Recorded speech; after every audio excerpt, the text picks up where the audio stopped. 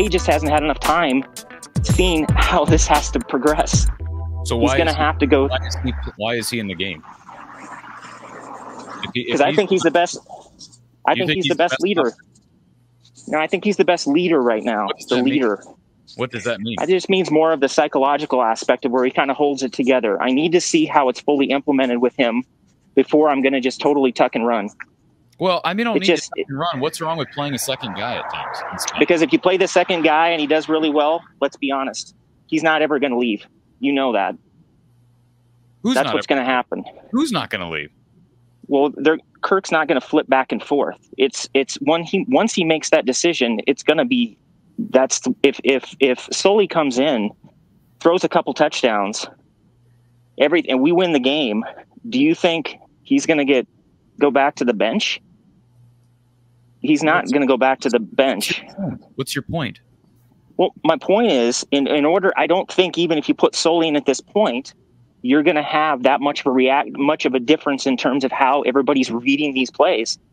Well, how do we know that without seeing him in the game? And if he's better, then he's better. Then he shouldn't. Because I think there's a lot more to it, Corey. This is a senior-laden team. You got a lot of people that you're going to divide a locker. This could happen. Well, I'm going to tell you this: J.J. McCarthy went and won a national championship because an incumbent, like Cade McNamara was at the time, got benched for a better quarterback. That's just the way it is. That's the way it is. That was a very veteran team led by a veteran quarterback in Cade McNamara, and here's a young gun that led him to roses. So, I mean, I agree. But do we have the talent?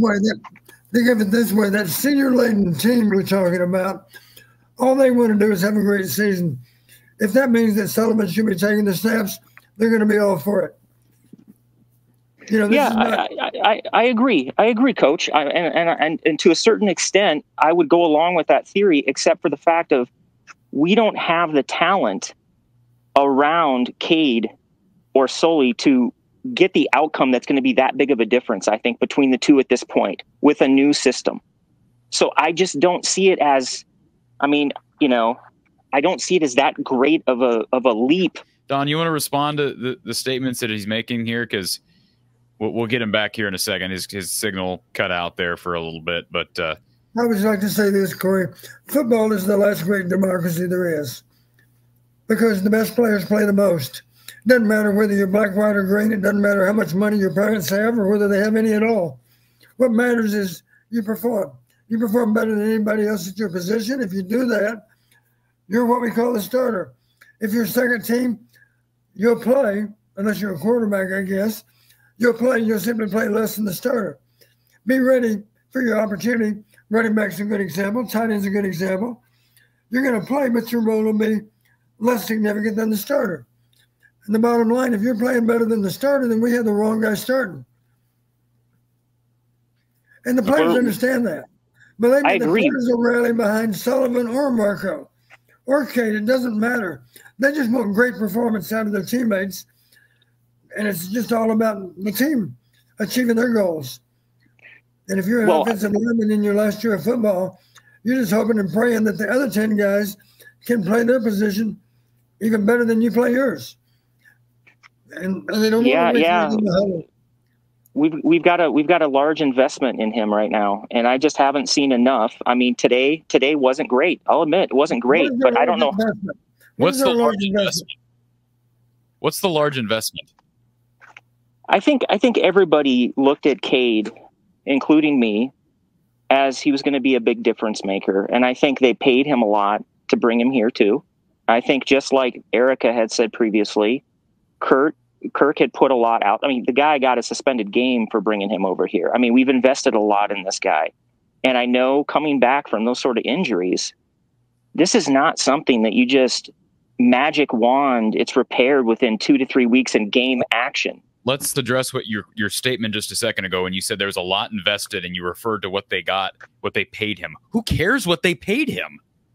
Like, they're not going to, just because they gave him more money than Sullivan, why does that mean he's the dessert? Like, oh, well, we gave all this money to him, so we better play him. Like, what kind of a, I mean, why would you? I didn't mean it like that. What I'm saying is emotionally what they've invested in this guy and stuck with him through these injuries and tried to make sure they're with him there's a lot of mental stuff involved here too that just doesn't involve the play you see on the field.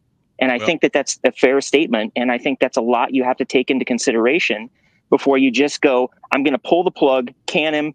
I'm going to put in Sully. And no, I'm not saying you're saying that. No, I'm not saying you're saying that. I'm saying the point I'm trying to make is if Sully comes in and does wonderful, okay, I want him to do wonderful. Obviously, who doesn't? We want to win.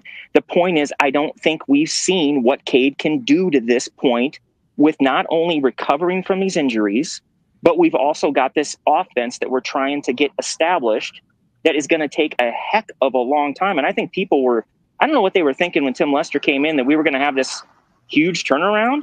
This didn't surprise me that we lost today. Hey, but we're going to be okay. But it's going to take time to work through this stuff, not this emotional gut reaction where everybody wants to jump off the cliff.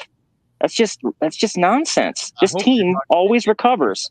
I hope you're talking to everybody else, not me and Don, because I'm not talking to you. I'm talking to people that are in that state of mind where it's like, that's it. Cade sucks. This guy's the guy. This is it. Come on. Nobody knows. What we're saying is we should take a look. That's all. Yeah, and just for the record, Don and I have been calling to see both quarterbacks since before the season started. Oh, yeah, and I would love to too. Whether you agree with that or not, you have every right to your opinion. You have every right to think that Cade's psyche is too fragile. And if that's the case, in my opinion, this is my opinion, that if Cade's psyche is too fragile to not be able to deal with a little in-game competition, then he's too fragile and he needs to sit his butt on the bench anyways. And, hey, he'll be a better person in the long run for losing the job, 2 different Power 5 jobs over the course of his college career. But let's talk about business for a second. This is a business. And if he's not ready to go, if Sullivan's a better option right now, then Sullivan needs to play. And if Cade is resilient enough and strong enough mentally, then if he gets back midway through the season and now he's the better guy, then he should be the guy.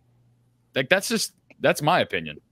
Well, I know, but when has that ever happened that we do multiple changes? Once a change happens, it just happens. I know, and I know exactly that what I'm saying is completely counter to the Iowa way under Kirk. I get that. And what you're saying is more in line with Kirk.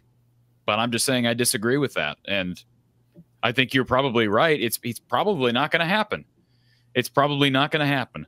But what I'm afraid of is, hey, especially as it relates to the playoff, yes, you got to focus on the next game. But now there's no margin for error. If that's really the goal, and it should be, with this schedule, it should be the goal, should have been a goal week 1 through week 12. It should have been the goal to make the playoff with this schedule. But now they have no margin for error, with the exception being Ohio State. And they may not make it at 10-2. They may not make it at 10-2, but they have basically no margin for error now with this home loss to Iowa State. So I'm not saying you bench Cade, but I'm saying, hey, you got one more chance against a G5 opponent next week to give them both snaps. And Cade's no dummy. He knows that Brendan Sullivan was pushing him in fall camp. He's heard the outside noise that, hey, it sounds like Brendan was right there with Cade, and that's in line with everything I heard during August. So if he's that butthurt, for lack of a better word, with Brandon getting a few snaps against Troy next Saturday, then Don, would you say if he's that hurt about it, then he's not the guy that he's not strong enough a leader if he can't deal with a little in-game competition?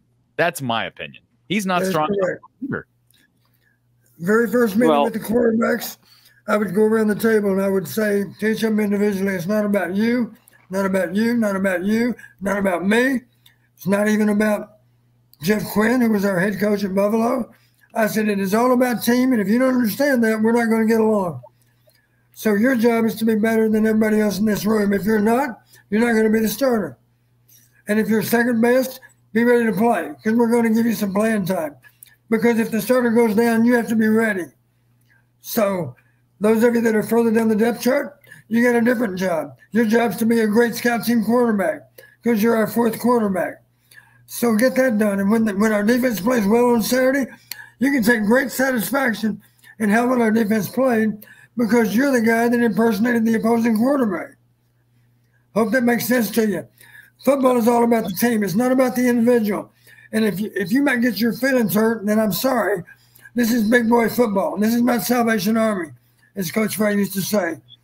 This is all about the best players playing the most.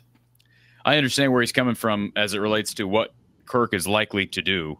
I just don't agree with the premise that, you know, we got to wait. We got to wait on Cade. They got to play the best guy who's ready to play right now. If Cade's not healthy, then I think Sullivan should be playing. You know, because I can't imagine a dinged up Cade is better than a Brendan Sullivan.